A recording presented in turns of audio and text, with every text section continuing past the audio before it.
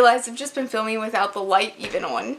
It is what it is. The light is decent in here, but it's not consistent, so that's the theme today. It is what it is. I literally picked up these books from the library just so I could put them in this video, and now I'm upset because I didn't put them in the video. Now my chair is all messed up.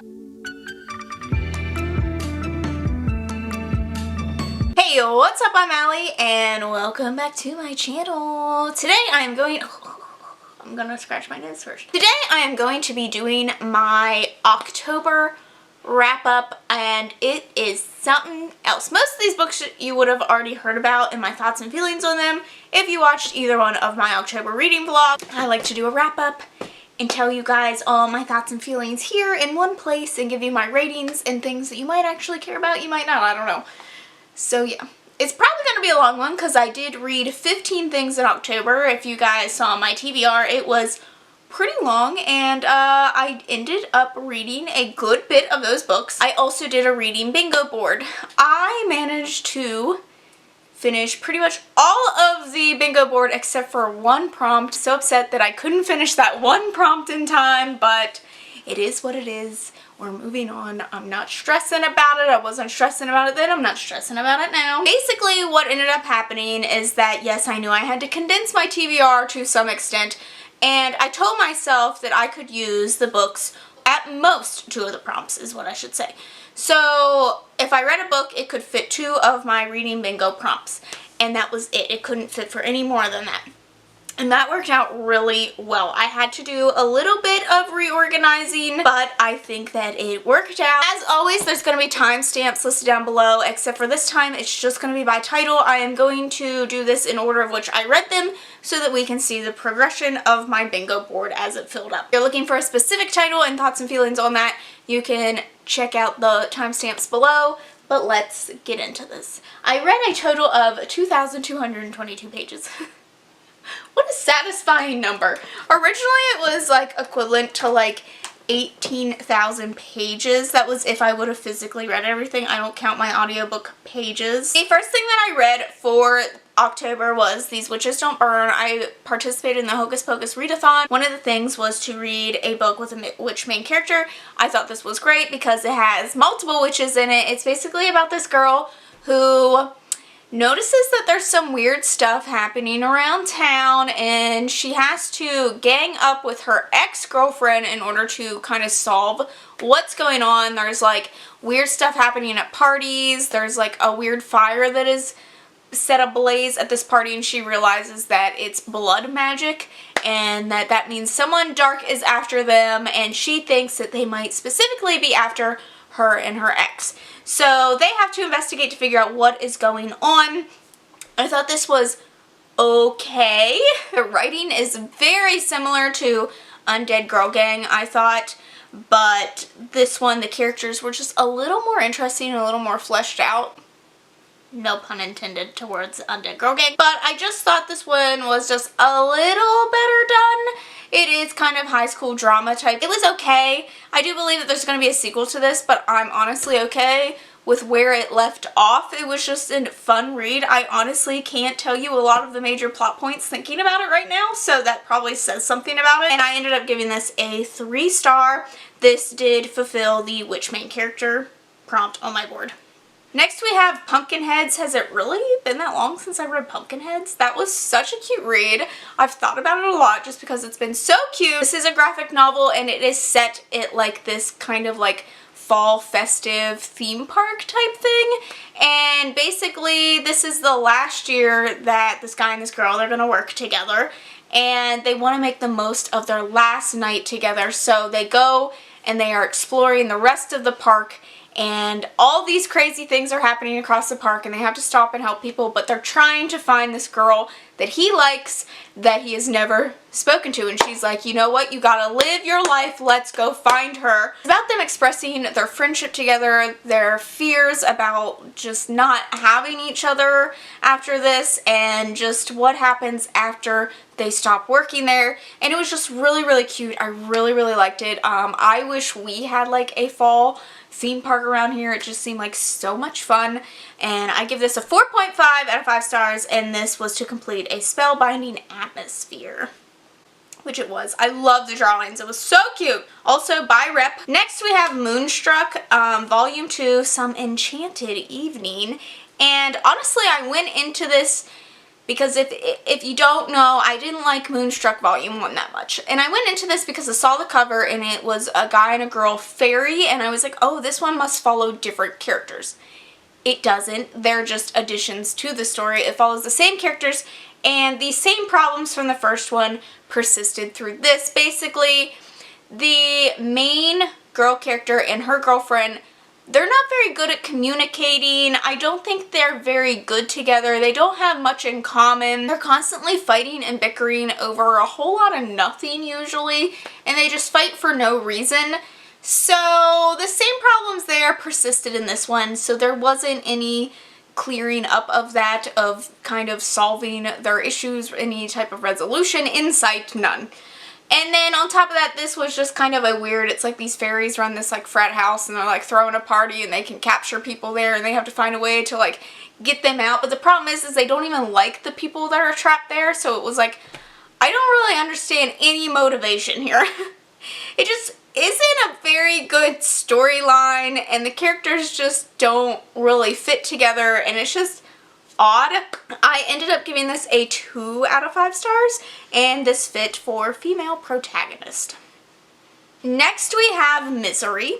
I should have warned you guys ahead of time that most of my ratings for this are gonna be quite low. I didn't have a good reading month. Like, I had a good reading month in that I read a lot, but I had a bad reading month in that I didn't enjoy like 90% of the things that I read. So next we have Misery. At this point, I think I am just done trying to read Stephen King. I really thought this was going to be the one for me that like convinced me to be a Stephen King fan. I was like, this is the one that interests me the most. I've seen the movie. I like the movie. It's been long enough ago from the movie that I felt like I could go into this pretty shocked at the things that were going on. It was written a while ago because some people were saying to try like his older things since I wasn't liking any of his newer things.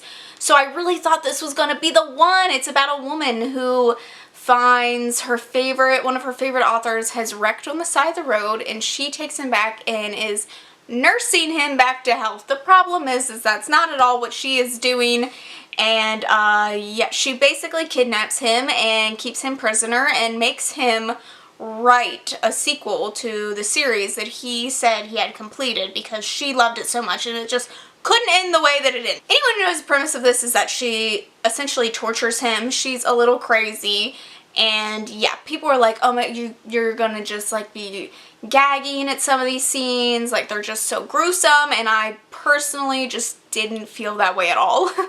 I don't think I was ever really grossed out at any moment.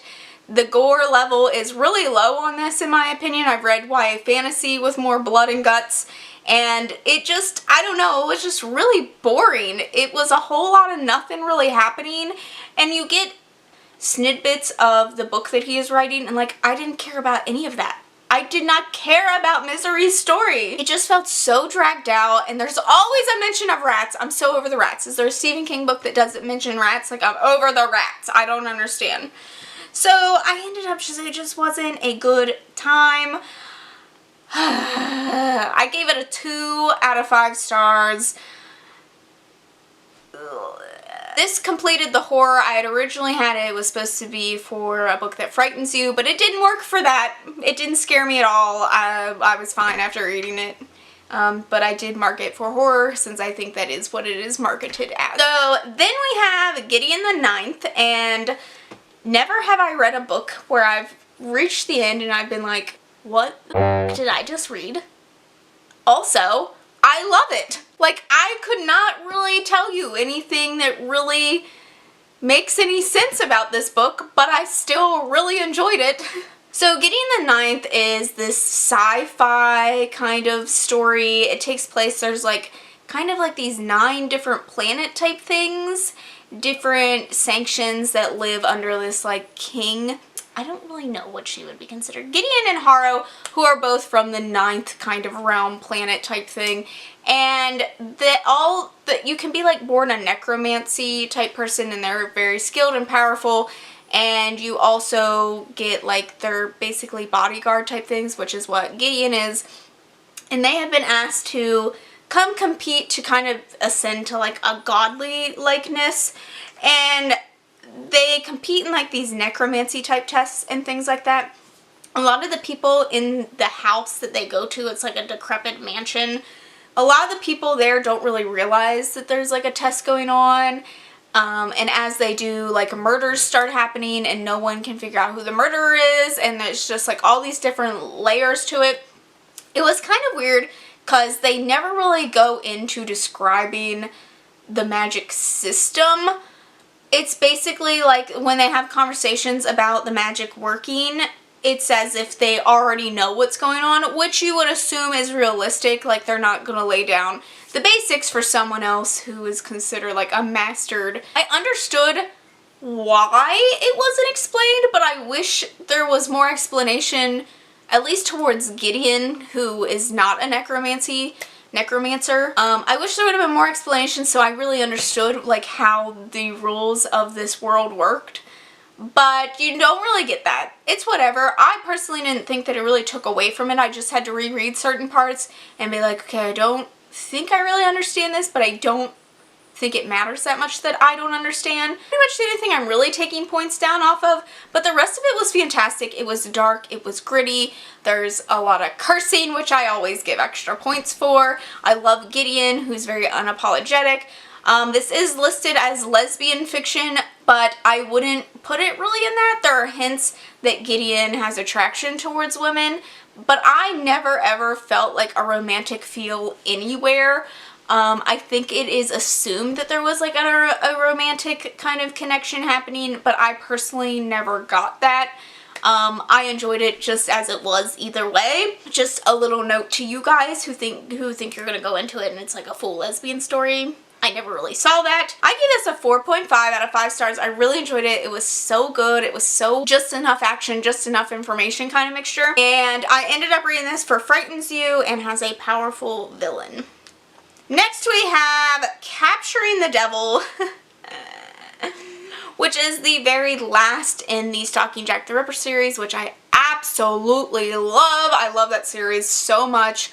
It's about a girl. It takes place in the 1800s. It's about this girl who wants to dissect dead bodies.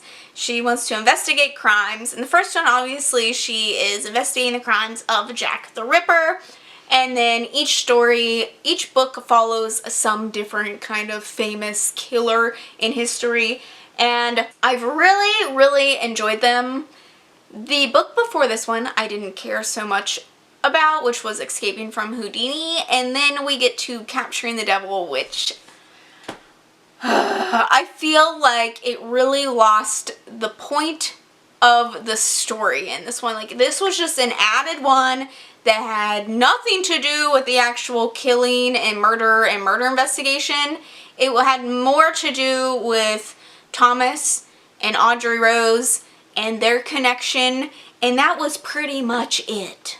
There was a weird plot device thing thrown in, like a problem thrown in, that just was such a major problem at the beginning of the book. Like, we spend the first like half of this book worrying about this thing, only for it to just kind of disappear and fix itself at the end. I was so upset we spent so much time on this problem that meant nothing. And we don't really get any talk about the serial killer until like you get like 3 chapters of, oh yeah, oh, by the way, these killings are happening, and oh, let's go visit this person that has nothing to do with the killings. And then let's come back and, oh hey, I think it's this guy, and that's it. That was it. That's the story. I feel like this just lost sight of what the original books had been about. It kind of lost sight of the overall appeal of the stories, and it got wrapped up in the kind of OTP, the shipping of these characters, and wanted to focus on that more than the storylines that I feel like we're all really interested in. It just was very unsatisfying. I just felt like I wasn't even reading the same series. I didn't care for the characters. They didn't feel like themselves anymore. I'm just gonna stick to the first two, and like those are gonna be enough for me. I ended up giving this a 2.5 out of 5 stars. I mean, this series just quickly nosedived for me. It started out so strong. I love Stalking Jack the Ripper, and then like just so disappointed with Capturing the Devil. So I read this for not set in a current time period and has a serial killer, even though it's barely. Next, I read Serpent Dove. I had contemplated reading this because I was originally supposed to read Hocus Pocus, and I never got around to that. So one of the prompts on my bingo board was you could either read Hocus Pocus or Serpent Dove. I didn't do this during the Hocus Pocus readathon, but I was like, it's still on the bingo board. I might be able to fit it in. I was in a reading slump. I read so many awful things like back to back to back, and I just was in a slump. I really wanted some really good romance, especially after reading that lackluster Capturing the Devil. So I really wanted something steamy. Everyone had been talking about it. It was like really hyped up. I did see some people who were not so happy about it, and I just, you know, that intrigues me more. I wanted to know more about what was going on. So, yeah, I was like, let's go ahead. I'll pick it up. I'll see how I feel. It's a pretty big book, but it is what it is. So I gave it a try. I stayed up till 3:30 in the morning to read this. I finished it. I finished it right then and there. So, just so what I needed. I don't know if saying so good is the proper term, because there were a lot of times where I was going, yikes. Oh, that's a yikes. That's an extra yikes. So I still really enjoyed it. It does have its problems. It's not perfect, so I can see where people were coming from when they were saying that they were disappointed in it, but I personally ate that shit up. I love that romance. It was just enough like innocent YA banter with that new adult steamy sexy scenes. So I liked that it had just enough of everything. It also, this is like it's a fantasy. It's a world where witches are just like devil creatures. They've, you know, they're killed all the time because they're just so powerful and they're dangerous and they just kill people, is what we know. So this is follows a witch hunter who he has been raised by like the church kind of deal. He's very religious. He believes in what he's doing is totally right, and it is about a witch who is in hiding. She is running from something, who they end up getting stuck in an arranged marriage type deal, and they are forced to marry each other, which the circumstances around that were a little odd, but I went with it. I was like, what do I know? I don't know. So they end up being put into a marriage together, and she is cussing up a storm. She's the bad girl. Like, I love it. I love it because normally it's the guy that is like the bad guy kind of deal and has this like strong kind of bad guy appeal, but this time we had it in the girl, and the guy was all sweet and innocent and stuff, and I loved that. I loved their banter. I love that he is just like so offended by everything that she does, and it was fantastic. I gave this a 5 out of 5. It was just what I needed. I loved it. I couldn't stop thinking about it the next day. I was like tabbing all over the place. This is extremely romance heavy. You don't get into like the real fantasy of the world and the war that's happening until the end. But I still thought all those parts were really well done. I really like the romance. I like where everything is going. I'm so excited. So I ended up reading this for Serpent Dove and Snake on the cover. So then I read Rat Queens, volume, I don't even know what at this point, I want to say 6. I am going to say that Rat Queens within the past few editions did have like a revamp. They didn't like things that the original creator had done, so they gave it a revamp, gave it a new storyline, a little bit new artwork. I will say that I definitely don't really like where the storyline is now going. It follows a group of kind of misfit magical type women, and they are hired assassins kind of deal, and they go and take care of like the town's problems, and they run into all kinds of crazy stuff along the way. The last one had dealt with like different dimensions and stuff like that, and I thought there was going to be more of a play on that. I really enjoyed that. But we got into this one. This one was very wordy. I honestly couldn't really tell you what was supposed to be happening. There was all kinds of like weird things. There was a new introduction to this problem that just kind of like solved itself in the end. There was some side plots that were happening that I still couldn't really tell you what was supposed to happen. Like, it was just not good. It was boring. It was dragged out. I don't really understand where this story is supposed to be going. I gave it a 2 out of 5 stars. That's probably being pretty generous because I really did not enjoy this whatsoever. There's a lot of nudity in this one too. I don't know, like it was just thrown in there, so I don't know, like there wasn't really a purpose for nudity anywhere in this book. I read this for black cover. That was it. Next I read Cheshire Crossing, which is a graphic novel, and this follows Dorothy, Alice, and Wendy, and basically it is after the events of them being children and going to like their worlds, and their families all think they're nuts. So they're putting them in different asylums and stuff. This is them as teenagers. They've been put through all these different kind of treatments and stuff, and they end up at this house that is kind of under the disguise of being an asylum, but the scientist doctor actually knows that they can travel to different dimensions, and so he has brought them there to study them, and they are under the care of another woman who also can kind of jump between dimensions. So this starts off with Alice, who is very headstrong. She doesn't want to listen to anyone kind of deal. She ends up stealing Dorothy's shoes and going to Oz, and that stirs up all kinds of chaos. So the Wicked Witch ends up teaming up with Captain Hook, and the worlds are just all mixed up. So they have to right what was wrong. This was so much fun in my opinion. I really like this. I think it's mentioned that it's middle grade, but I don't consider it middle grade. I would consider this more YA. There are hints at like sexual themes. There are hints at the kind of the torture that they went through in the asylums and things like that. So I don't know if this is really for younger audiences, but it was really fun. I really enjoyed it, and I gave it a 4 out of 5 stars. I read this for fairy tale retelling and not so spooky read. Then I read Station 11, and I have had this on my TBR for forever, so I was like, I should probably get around to this. What better time than kind of October, spooky month, because it is a dystopian, but I don't think it focuses so much on the dystopian like I was expecting.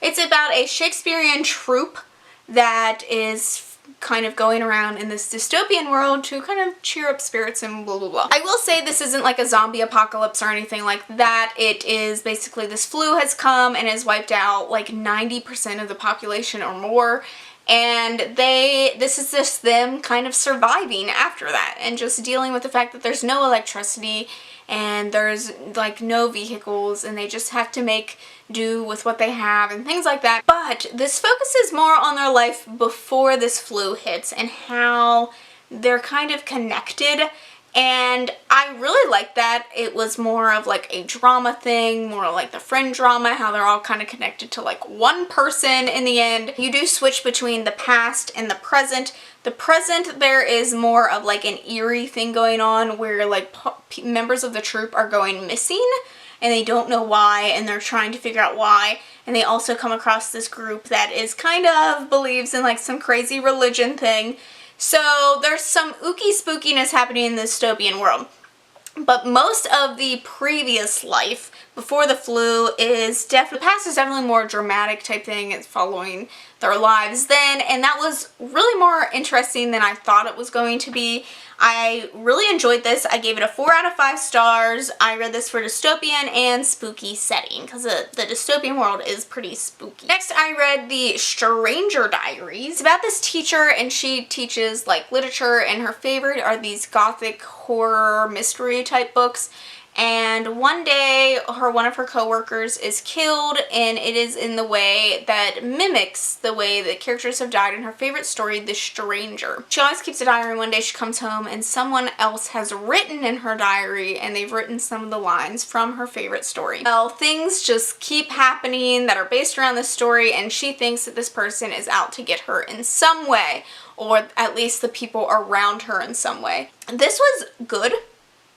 It was okay, I can already see myself forgetting a lot of the story just because I didn't think it was anything like wow or original. Like the overall synopsis is way more intriguing than I feel like the actual story is.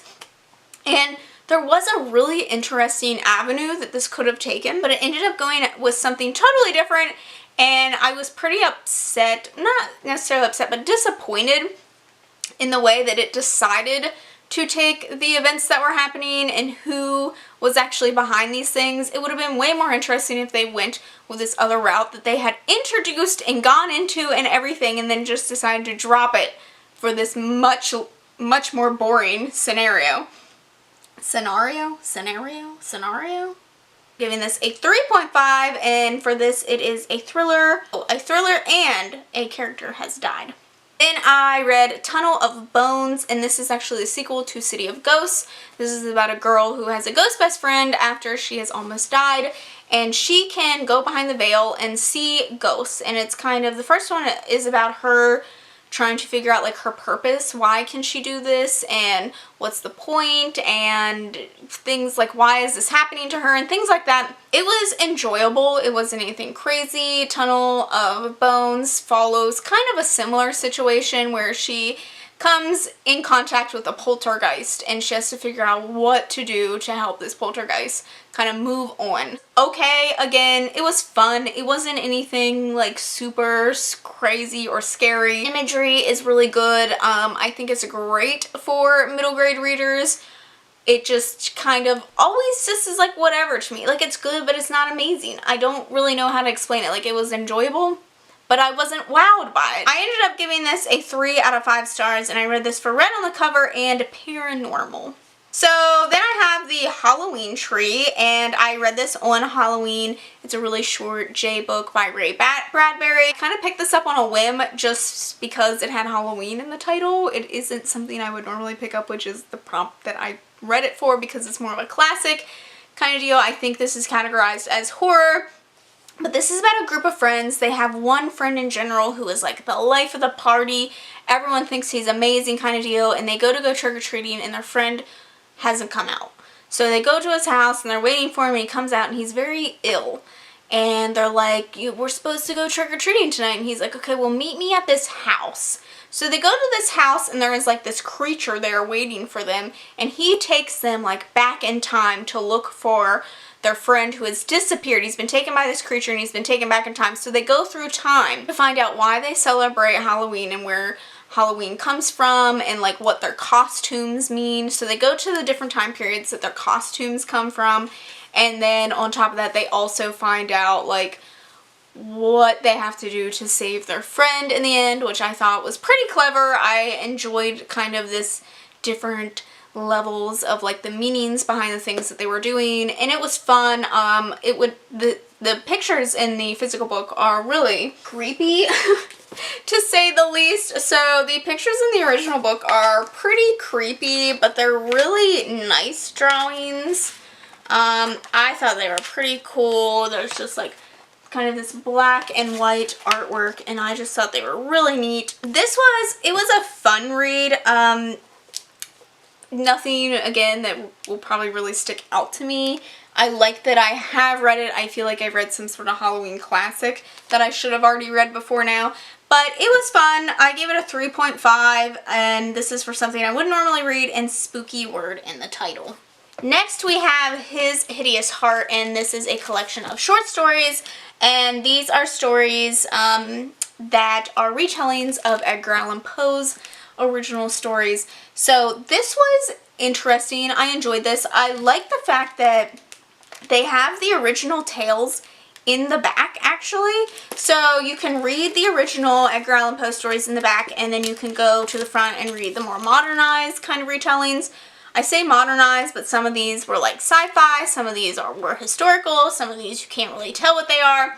So I thought that the stories were really clever. The one that really stuck out to me was Annabelle Lee, and that one was just so good. I loved it. It was fantastic, but this was, I really thought that the modern ones were really interesting. Some of them were like so loosely based that you could barely tell that they were retellings, and some of them like really fit some of the details in really cleverly. So some of these were just really standout stories to me. I thought they were really enjoyable. I liked the twist on things. I ended up giving this a 4 out of 5 stars. I just thought it was a really good collection overall. And I read this for collection of short stories and involves a raven, which was my least favorite story out of all of them, and I won't get into why. And then the last thing that I read is Giant Days Volume 11, and this has nothing to do with the bingo board whatsoever. I just read this because it came out, and Giant Days is one of my favorite graphic novel series about these girls who are friends who go to university together, and it is just about their day-to-day lives, about dating and friendship and struggling with getting classes and work and home stuff done, and it's just so relatable and so fun. And there is a scene in this where they go to like a Halloween party, so it fit in some way, and it was just really cute. And I gave this a 4 out of 5, and that's really all I got to say about that. So it is what it is. So that is my wrap up for October. I hope that you guys have liked this.